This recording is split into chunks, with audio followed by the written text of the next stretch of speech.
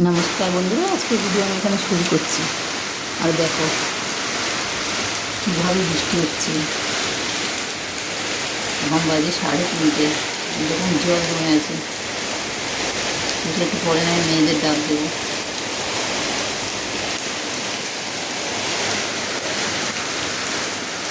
কীভাবে বৃষ্টি! হ্যাঁ, আমাদের কোনোদিন একতলার ঘরে জল ঢুকবে আমরা ভাবতে পারিনি। এতটা ঘর উঁচু করছি, এখানে সবাই থেকে আমাদের বাড়ি উঁচু। দেখো কি অবস্থা।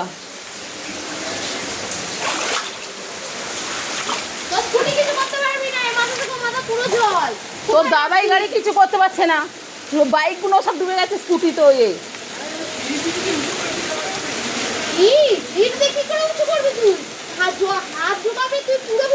আমাদের জামা কাপড় সব টেনে বার করতে হলো। শোকেসের আমাদের পুরো জল ঢুকে এসছে।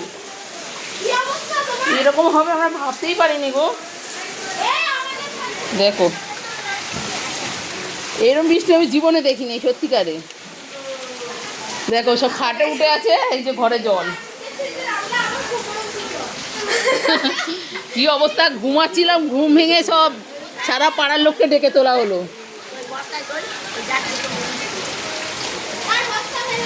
আমরা কল্পনা করতে পারি নাই যে এরকম বৃষ্টি হতে পারে। দেখো এবারে দেখেন, এই যে ঘরে দেখেন ও যা ভেসে যাচ্ছে, সব চলে যাক, আর কিছু করার নেই। সমস্ত জিনিস এই যে তুলে দিয়েছি আজকের ঘর গুছানো না, ঘর নর্দমা। এই দেখুন আলমারির ভিতরেও জল ঢুকছে। টেনশান তো হচ্ছে, এত জিনিস বাড়িতে কি করব কি জানি। চালের বস্তা বস্তা সব ভিজে গেছে। আমরা ভাবতে পারি না এই সত্যিকারে যে এরকম মানে বৃষ্টি হতে পারে। সমস্ত ঘরের দেখো অবস্থা, দেখো খাটের সব তুলে দিয়েছি। মানে যে যা পাচ্ছে করে যাচ্ছে। ঘরে পুরো কোথায় রাখবে কি সেটাই জানি না। আর বাইরে তো আমার পুরো 1 কোমর জল। হ্যাঁ, গেলে কিনে আনতে হবে, কিচ্ছু করার নেই। এরা বৃষ্টিতে আনন্দ পাচ্ছে আর আমাদের অবস্থা দেখো।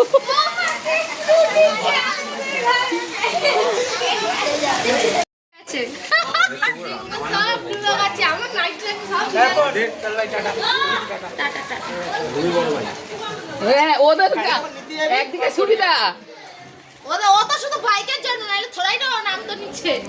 কে? সৌরভ। আমাদের ঢুকেছে অর্পণদা? হ্যাঁ? না না ঢুকেনি। সব রাস্তা এলো।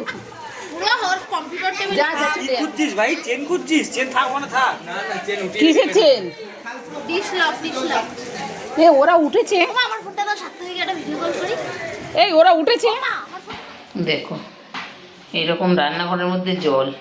ভাগ্য ভালো কালকে আমি ডেলিভারিটা নিই নি। কেন, আজকে আমরা বিপত্তারিণীর মন্দিরে যাবো বলে ঠিক করেছিলাম। আর যেখানেও জায়গাই নেই, পুরো বাসনে ভর্তি। আর এর মধ্যে এই যে এতটা জলের মধ্যে দাঁড়িয়ে রান্না করতে হচ্ছে। কালকের একটু বিরিয়ানি ছিল, তাই মেয়ে খিদে পেয়েছে বলছে সকালবেলা ওটা করে দিই। দেখো পুরো কল ফল সব ডুবে আছে। এবার ট্যাঙ্কি পরিষ্কার না করা পর্যন্ত কিছুই করতে পারবো না।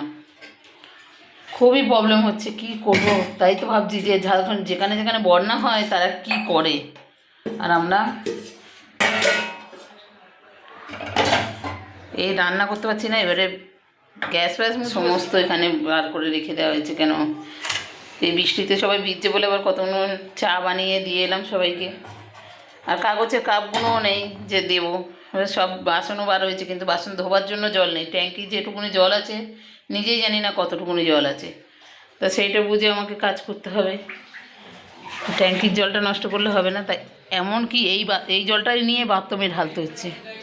বলছি যা টুকটাক হাত পা ধুবি ওই জলে ধো, কিন্তু এই জলটা দিয়ে বাথরুমে ঢালো, কিচ্ছু করার নেই। এরকম জল মানে আমি ভাবতেই পারছি না। আর সারাদিন এই জলে কাজ করবো। দেখো সবাই ঘর ছেড়ে, অনেকেই সব ক্লাবে যাচ্ছে। আমাদের তো দোতলাটা রয়েছে বসে থাকার জন্য, কিন্তু অনেকে তো সেটাও নাই না। তাই ঘর ছেড়ে সব দেখি ক্লাবে ওরা জায়গা দেখি খাবারটা দেবো। এবারে কী করবো, বললাম সব নিচে, আমি খাবার বানানোর পরে নিচে চলে আয়।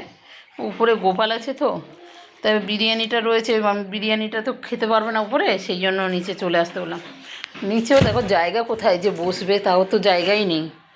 সমস্ত জিনিস খাটে তুলেছি, আর যা খাটের তলায় কিছু জিনিস আছে সব নষ্ট হয়ে গেছে। যেহেতু আমাদের বিয়ে বাড়ির জিনিস এতটা কেনা হয়ে গেছে না, সব জিনিস রাখারও জায়গা নেই। কি করবো এখন আমি? আমারও ভয় করছে জানালা দিয়ে যদি ভিতরে ঢোকে, এমন ভয় নিয়েও বাসন মাজতে পারিনি, তাই পুরোনো বাসনে রান্না করতেছে। কেন এখন যদি আমি বাসনগুলো মাজি তাহলে আমার জলগুলো শেষ হলে ট্যাঙ্কে আমি কিছু করতে পারবো না। আর এই কালকে বিরিয়ানিটা আছে, 2 মেয়েকে গরম করে দেব। আর ওদিকে জল ঢালা ভাত আছে, ওটা ওর বাবা খেয়ে যাবে। দেখি আর দেওয়ারে কিছু দিই, কিন্তু ওখানে একটা লতা ঢুকেছে, আমার এখন ভয়ে আমি অর্ধেক হয়ে যাচ্ছি এরকম কাজ। এই এর জন্মদিনেই বেশি বৃষ্টি হয়। ওর জন্মদিনে প্রত্যেক বছর বৃষ্টি হয়, এবার ভাসিয়ে দিয়েছে। ও যে বছর হয় সেই বছরও বৃষ্টি হয়েছিল। ওরা হসপিটালে যাবে কি অটোতে পর্যন্ত আসতে পারছে না, এত বৃষ্টি। আর ওই জন্য এই বছর বন্যা ডেকে দিল। না পাঁচিল দিয়ে উঠতে পারবে না জানলা।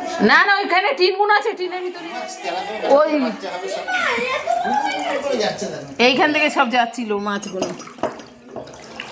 কেন দরজা বন্ধ করে রেখেছি কেন? কোন সময় কোন ঘরে কি ঢুকে থাকবে? ওই যেরকম ওখানে গলির মধ্যে ঢুকেছে।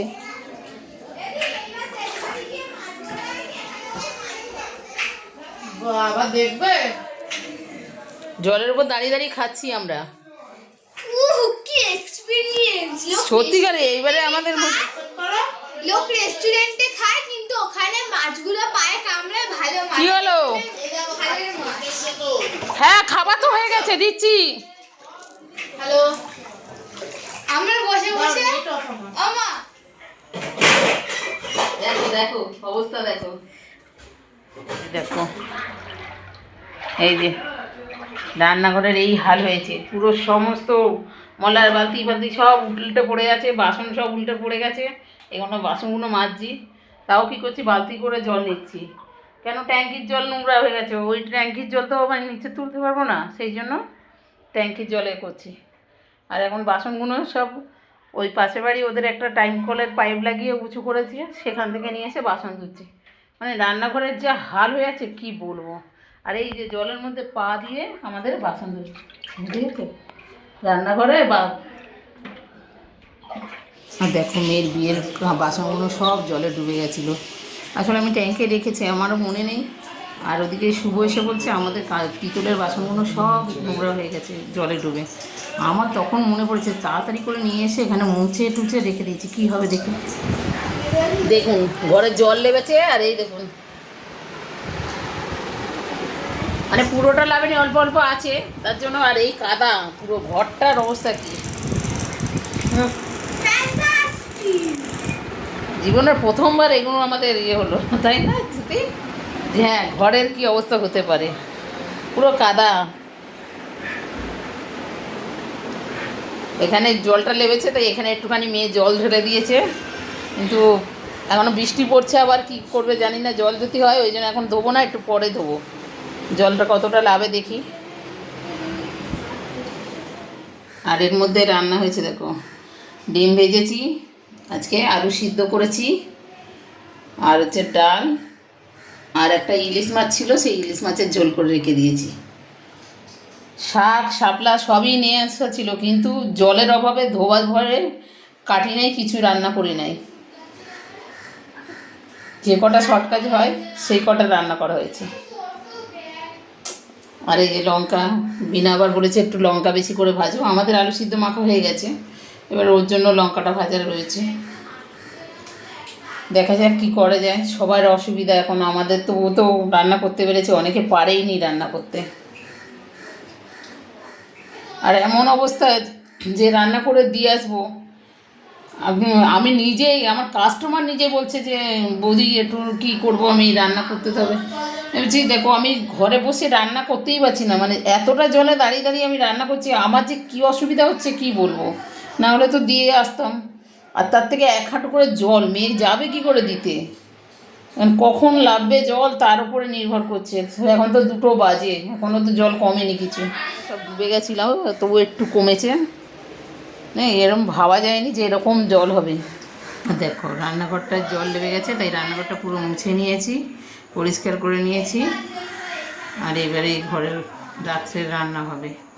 এখন বাজে 10টা, তা 10টা বাজে, এখন ভাত টাত বসাবো। দেখি আজকে দেরি করে একটু খাবো, কিচ্ছু করার নেই। এগুলো করতে করতেই টাইম লেগে গেছে। আর ভাবছি বৃষ্টির সময় মাছ কোথায় দিল, এটা ঝিলের মাছ, আর আমাদের বাইপাসে ঝিল আছে তার মাছ।